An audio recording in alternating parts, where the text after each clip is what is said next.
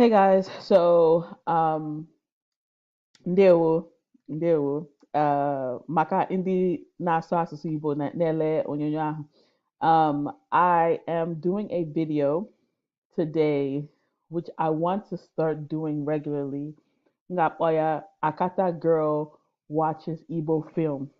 So it's going to be a series about me watching Igbo films. Basically, I am Igbo by descent. My parents are both Igbo, but I grew up here in America. So I want to learn Igbo by watching Igbo films.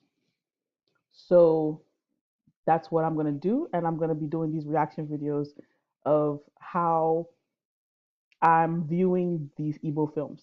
Okay? Enjoy.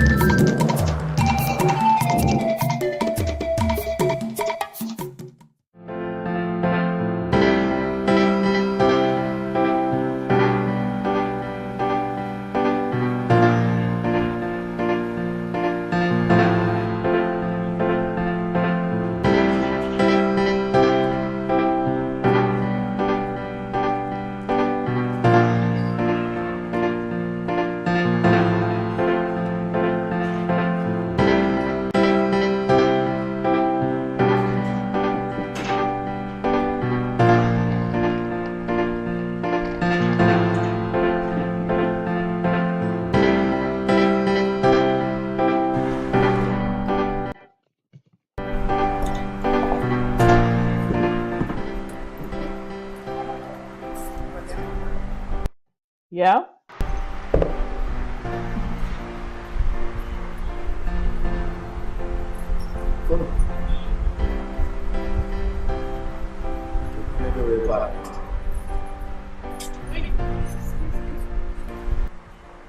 Oh, sono da che per me a manne vai no. Ya dinero si so come na isso. É bom a sua. Relax. Ma non te quindi che ci mea se mai raga. Eba. Baby, it's nanya on pegina what. So, Ngwa che per non capire niente vai no. Che pegia. Mi guzo ise. Oh, ma guzo ise. Ma quindi abo. Non sono vogliamo oggi, ma io. Ngwa to no ise ozugo ngwa. Okay. There we are. Ta-da!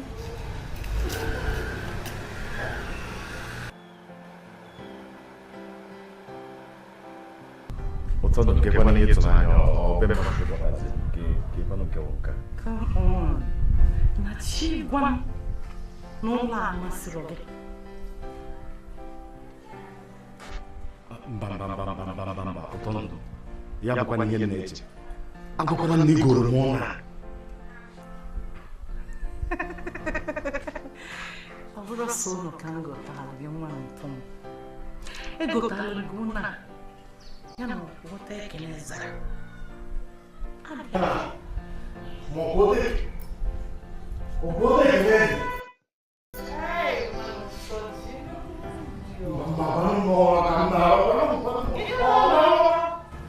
It's real. Tudo.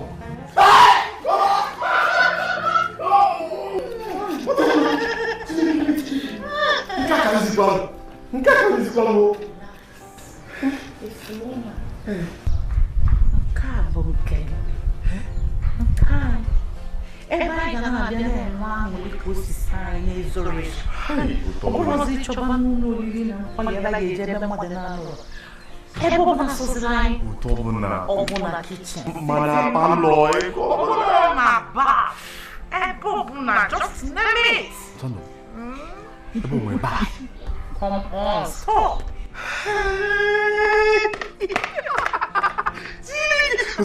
Ebe iru dị ụta, imekwanụ ijiki ya.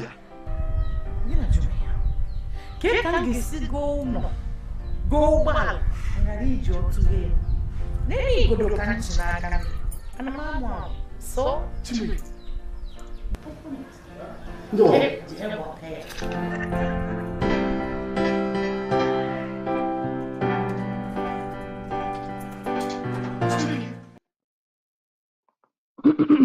I just wanted to pause because I don't know what's happening.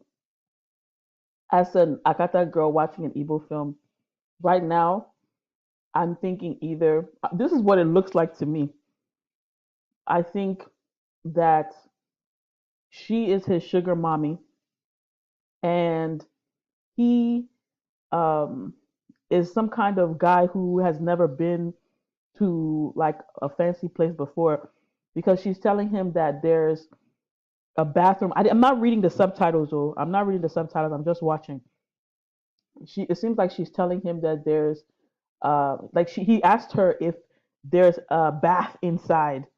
So it seems to me that he's somebody who's not that sophisticated and doesn't like know that there's what a bathroom is.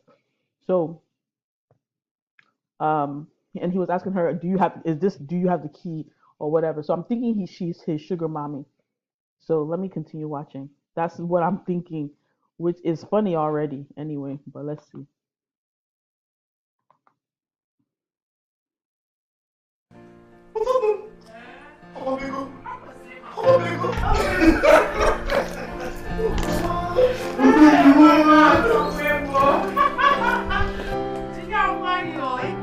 Calm down.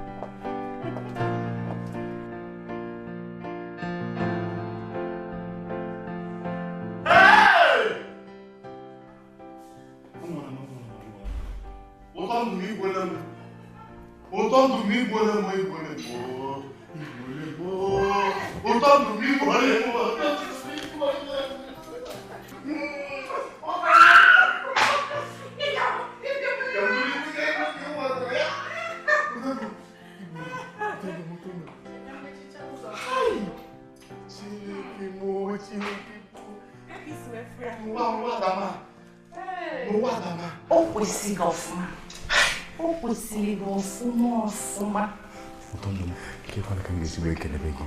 Ato o kan mun na to anyo de. Makia oju ablege to na Kan gisi we kene begi. Obura rum ni le bron ozu iwe. O ba de ma de kene begi. You don't need it. Questo ride mi abbiamo detto. Just now loro go fuma. Ina na loro go fuma. That's all I need from you. Calma.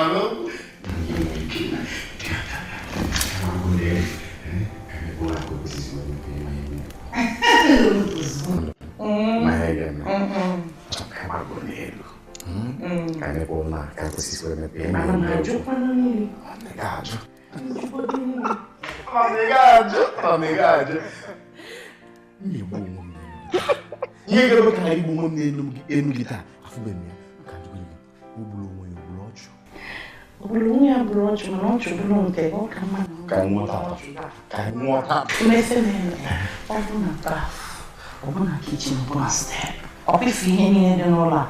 Oda, no, una kitchen, una bath. Just choose it. Oh, calm down. Jimayo, see?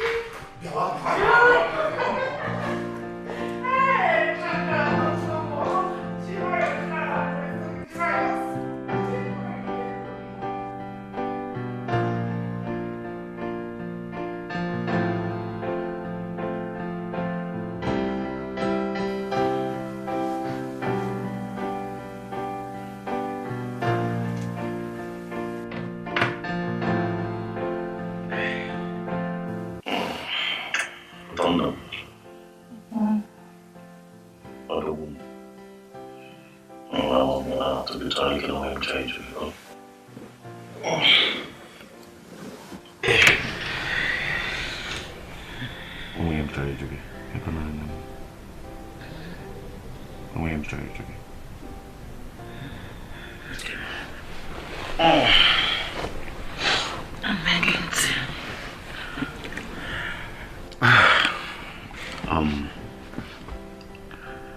m ọ ga-abụ ihe njọgburu onwe ya na onye mmụọ ozi a Chineke zitalụ m na-emerụ m ihe niile n'ọmalịcha ebe ịkpọbata m tata na ego niile na-enye m mee m na-adị ka ibe m na mmarụ onye ịbụ ọfụma ma ọ bụ ebe isi ntị ka njọ oge biko kpụwa anụ nwere ọfụma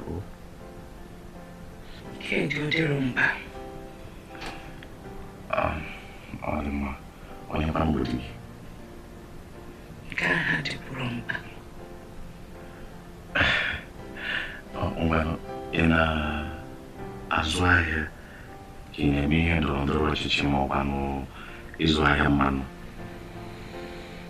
oil and gas dịka m si gwa gị na mbụ ihe ndị a niile adịrọ mkpa sosi ihe dị mkpa bụ na inwe m mmelụ gị enwe ihe ọzọ ị chọrọ ịyọ m ma ọ ka mmelụ gị abụrụ ịgbalụ m nwa ọ na m ga-emelụ gị ya maka odogwu a ibu na nkada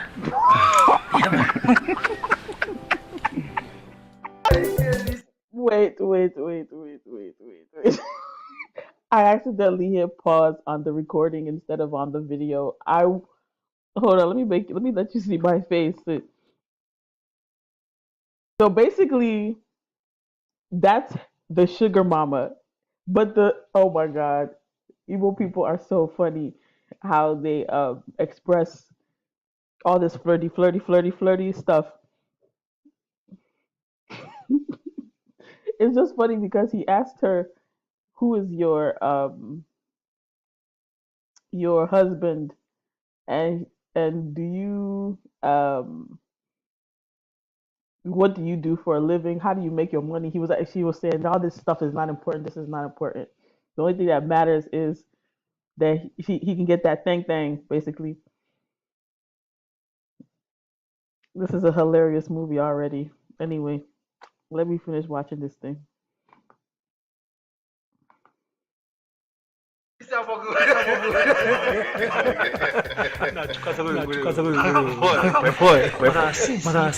for this woman. This woman.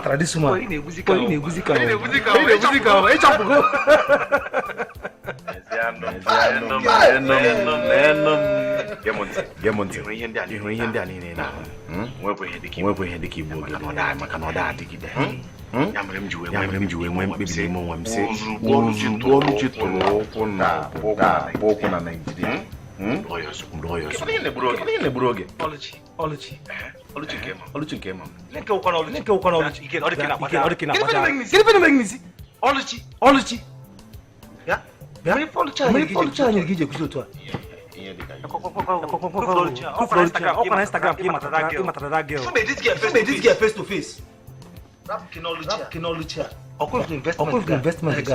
So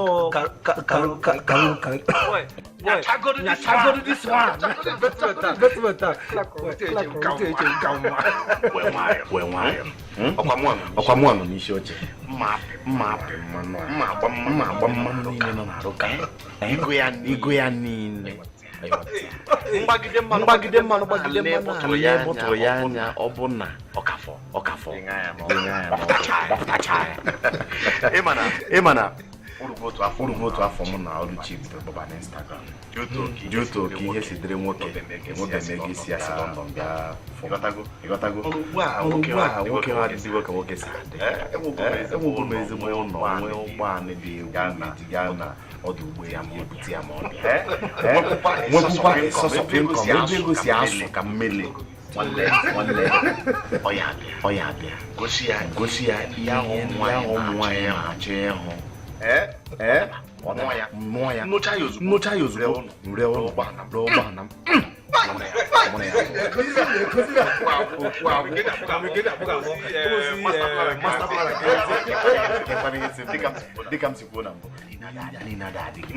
maka na ọ na-agba eme ngwa ngwa eme ha ọdachi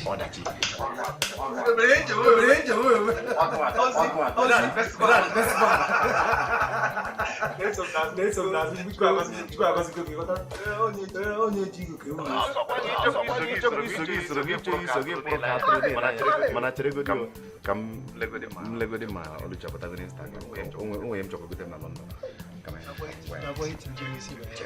chegar mmadụ ka m focus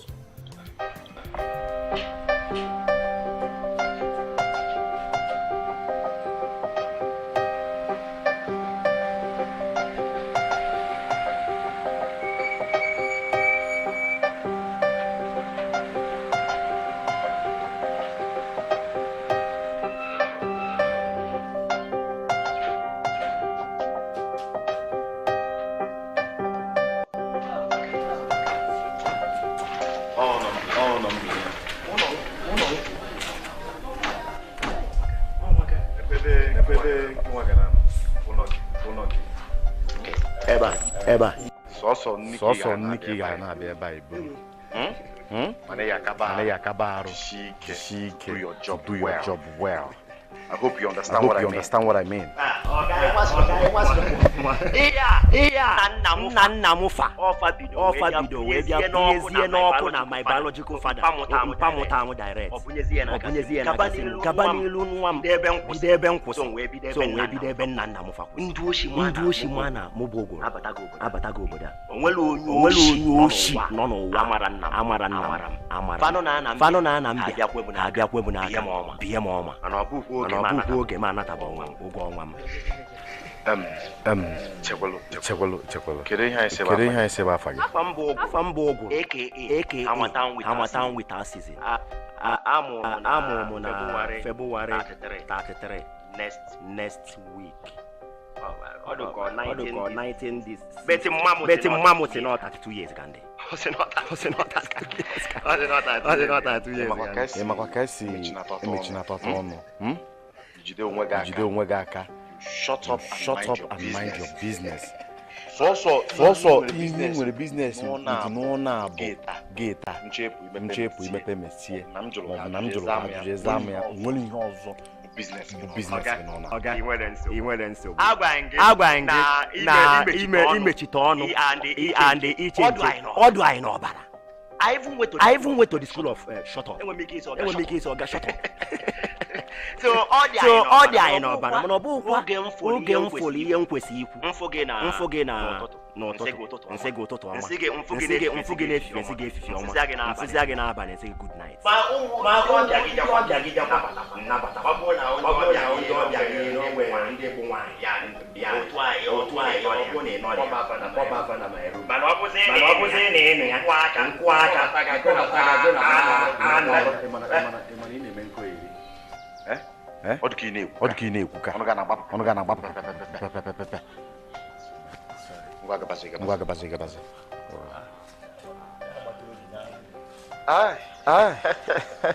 ọ dị m n'obi my love Ịnọzi n'airport. Oh my goodness. Ịgwa gị eziokwu I am waiting to see you tomorrow. Anya dị m n'ụzọ anya atọgo m n'ụzọ.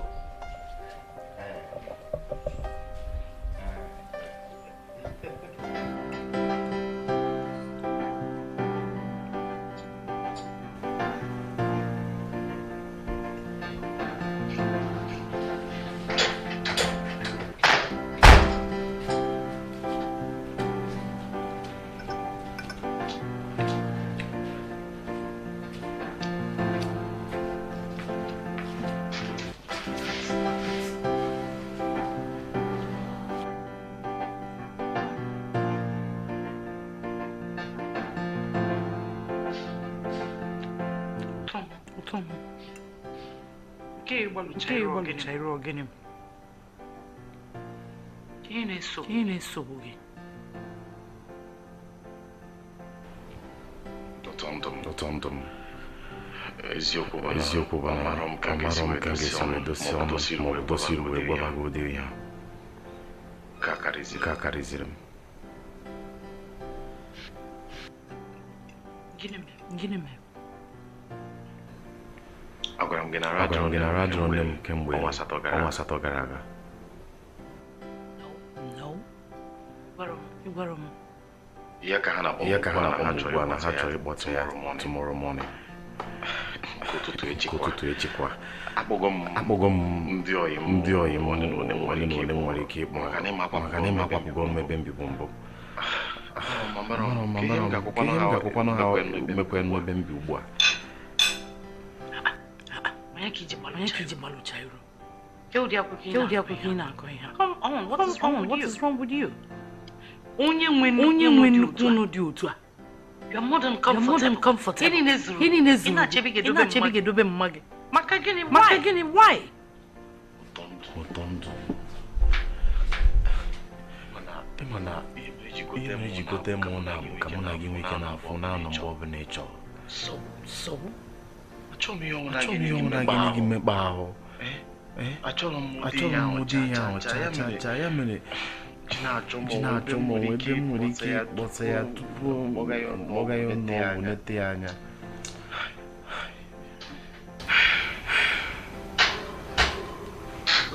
Obi ụtọ m. Ekwesịrị m ịbụ nsogbu gị. N'anya. Enwe m ebe nsi apụta. Enwe m ebe mụ na ezinụlọ m bi. Yes. Ọ bụ na ịchọ na nchọ gị. Mkpọ gị pụta na hotel. Anyị enjoy oriri na nkwari. Jee onwe anyị. Mịa bụ na mma gị n'obe gị. Ịkpọta mma gị dobe gị. Treat her very well. Iru mgbarụ ga-adị ya mma ọ naba. Ụtọ m. Isi ebe mụ dị ya. Are you doubting me? Tom emegulu gị ihe kali nka. I bought this house for you. Moti na ego ne ka ngoli ya. Ana m enye gị allowance every month. Come on, relax. Gwanụ m ihe ga-eme mma mmeri gị n'ọbụla ịchọ. Kedu ihe mere m ga-erubere gị isi? I will be loyal to you. Nye gị ụtọ ezigbo ịchọ ọbụla ịchọ ya. Ọ kwesị na one for the road ka ịchọ. Of course. Ị ga-adị one for the road. Ihe ga-enye premium. Mana chesa. Bịa nye gị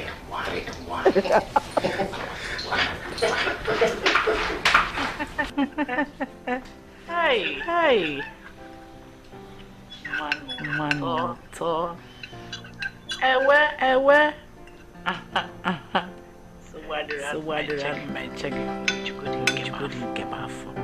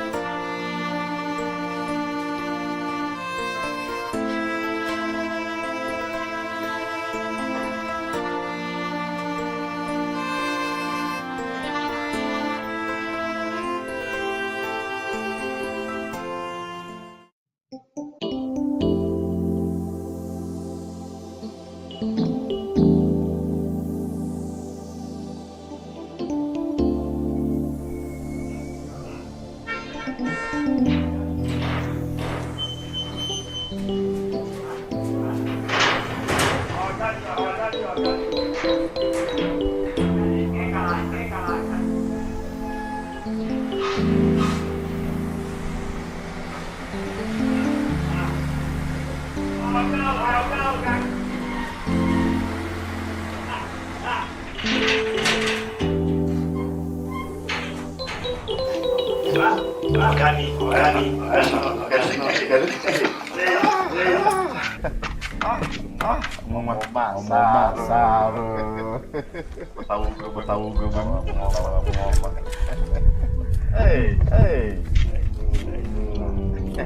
You're welcome. You're welcome. Adim Nobi. Looking car. You like it? Come on, nigga, like you know, everybody in this house come with me. Welcome. Madam,